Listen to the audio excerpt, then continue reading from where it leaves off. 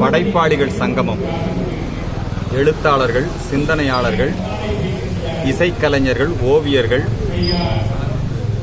இப்படி கலைத்துறையை சார்ந்த அனைவரும் ஒருங்கிணைந்து ஆபரேஷன் சிந்தூர் வெற்றியை கொண்டாடக்கூடிய வகையிலே ஆபரேஷன் சிந்தூர் வெற்றியை சாத்தியமாக்கிய நம்முடைய இராணுவ வீரர்களுக்கு நன்றி நவிலும் விழாவாக கோவையிலே இருக்கக்கூடிய மிக பிரபலமான எழுத்தாளர்கள், குறிப்பாக ஓம் சக்தி ஆசிரியர் ஐயா சிதம்பரநாதன், மரபின் மைந்தன் முத்தையா, ஈரோடு எஸ்ஆர் சுப்பிரமணியம், இப்படி பல எழுத்தாளர்கள், கவிஞர்கள், புலவர் ரவீந்திரன் உள்ளிட்ட கவிஞர்கள், அதே போல தமிழ் அமைப்புகள், இவர்களெல்லாம் ஒருங்கிணைந்து ஒரு கவியரங்கத்திற்கும் கருத்தரங்கத்திற்கும் ஏற்பாடு செய்து இந்த நிகழ்ச்சி நடைபெற்றுக் கொண்டிருக்கிறது.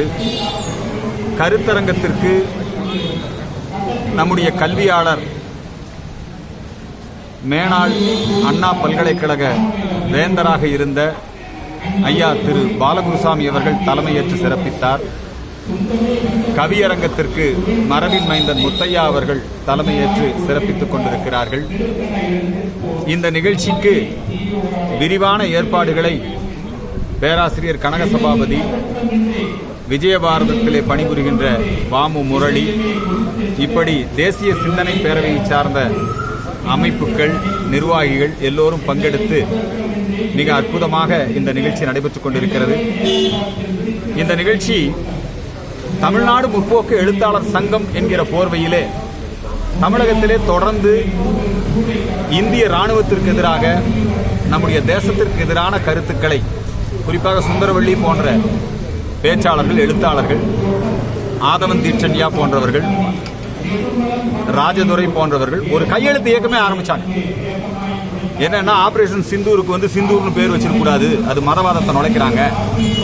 சுந்தரவள்ளி ஒரு படி மேல போய் என்ன சொன்னாங்க தெரியுமா? நம்ம இந்திய ராணுவமே அங்க இருக்கிற மக்களை கொன்னுட்டு நாடகமாடி நரேந்திர மோடிக்கு ஓட்டு வாங்குவதற்காக, ஒன்னும் தேர்தலும் நடக்கல, ஒன்னும் நடக்கல, ஆனாலும் மோடி ஓட்டு வாங்குவதற்காக இதை செய்கிறார் என்றெல்லாம் ஒரு தவறான கருத்துக்களை இங்கே பரப்பிக் கொண்டிருக்கிறார்கள். ஆனால் எழுத்தாளர்கள் என்றைக்கும் தேசத்தின் பக்கம், ஓவியர்கள், படைப்பாளிகள் என்றைக்கும் தேசத்தின் பக்கம். எனவே இந்த முற்போக்கு எழுத்தாளர் சங்கம் மேற்கொண்டிருக்கின்ற தேச துரோக நடவடிக்கையை கண்டிக்கக்கூடிய வகையிலே எழுத்தாளர்களை இந்த முற்போக்கு எழுத்தாளர் சங்கத்தினுடைய பிடியிலே இருந்து விடுவிக்க வேண்டும். சும்மாவது முற்போக்கு எழுத்தாளர் சங்கம் சனாதன ஒழிப்பு மாநாடு ஒரு மாநாட்டை போட்டு, அவங்க கம்யூனிஸ்ட் கட்சி சார்பா இருக்கிறதுனால, கூட்டணி கட்சியா இருக்கிறதுனால அதுல உதயநிதியும் போய் கலந்துக்கிட்டு சனாதனத்தை ஒழிப்போம்.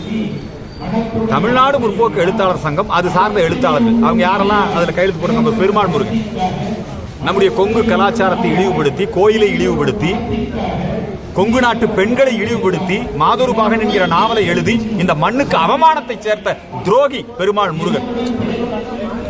அவனை உலகம் முழுக்க கொண்டாடுற மாதிரி ஏற்பாடு பண்ணிட்டு இருக்க முற்போக்கு என்கிற போர்வையிலே, அதே போல தமிழ் பாதுகாப்போம் என்கிற போர்வையிலே திட்டமிட்டு தேசவிரோத கருத்துக்களை, வெறுப்பு கருத்துக்களை விதைத்து வருகிறார்கள். அவர்களுக்கு ஒரு பாடம் புகட்ட வேண்டும் என்பதற்காகத்தான் இன்றைக்கு இந்த எழுத்தாளர்கள், படைப்பாளர்கள் எல்லோரும் ஒன்று சேர்ந்து நாமளும் ஒரு சிக்னேச்சர் மூவ்மெண்ட் ஸ்டார்ட் பண்றோம். இந்த தேசத்தின் பக்கம் இருக்கக்கூடிய படைப்பாளிகள், எழுத்தாளர்கள், ஓவியர்கள், கலைஞர்கள், இவர்கள் எல்லோரும் ஒன்று சேர்ந்து செயல்படக்கூடிய இந்த அமைப்பு அடுத்து சென்னையிலே, மதுரையிலே, தஞ்சையிலே, இப்படி நாடு முழுக்க இந்த நிகழ்ச்சி நடத்த இருக்கிறோம் என்பதை தெரிவிக்கிறேன்.